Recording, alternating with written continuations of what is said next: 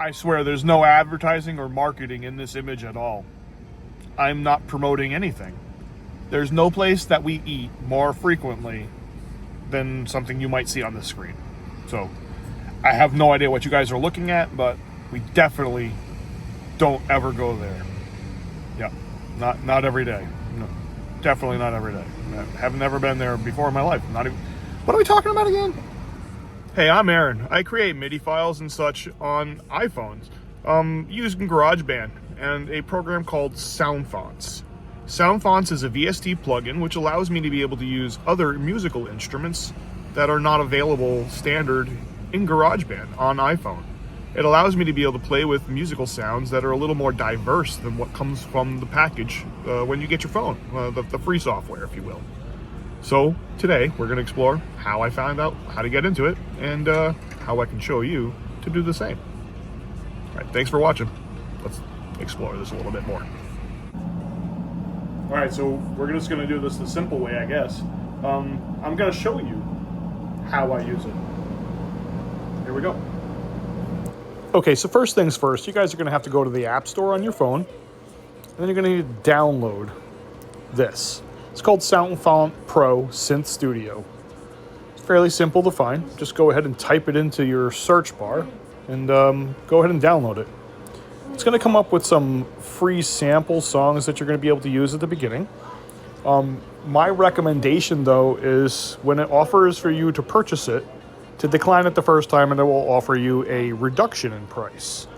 The second reduction gives you a lifetime membership for $19.99, which is less than $20 for everything this includes for the life of the software. Trust me, I have a pretty good feeling it's going to be worth it, seeing as how these people have continuously updating the software over the past 3 or 4 years that I've been playing with it. TAP, SQ, or whatever they call themselves, have done a pretty good job. So we're going to listen to some music here. And this is Hell's Bells by AC/DC.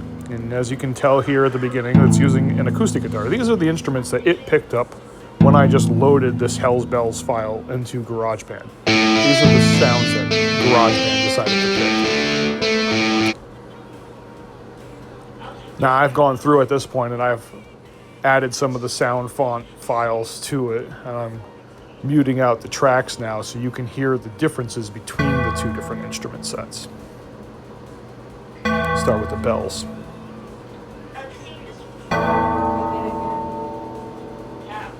It's a huge dynamic change, correct? Alright, and the guitars are going to need even more contrast.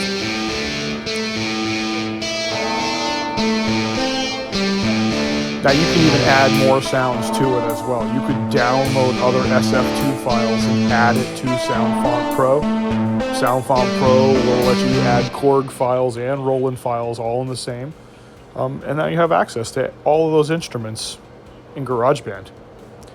You also have the ability to add a lot of different sound effects processors and amplifiers and such as well.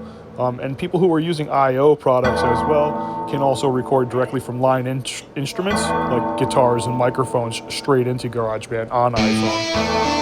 Especially with the new phones now having USB-C, Apple has made it a whole lot easier for the traveling musician to have a portable studio in the palm of their hand.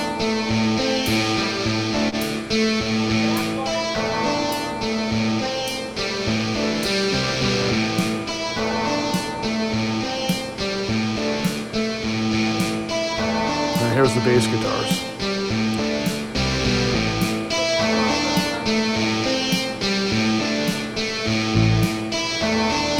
Now I've just chosen a simple Yamaha bass guitar. It's very similar to a P-bass from Fender. The design on the bridge is very similar. I think the action is a little softer on the Yamaha.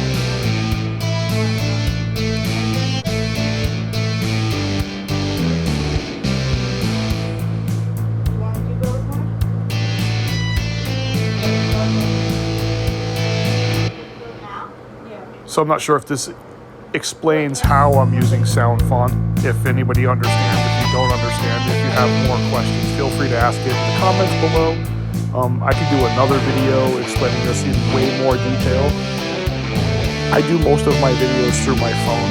A lot of times I happen to be sitting in a room with other people. You know, I don't have a studio. I'm not a professional artist by any means whatsoever. I'm a CNC machinist that enjoys music and has been playing with music since I was about 11 years old.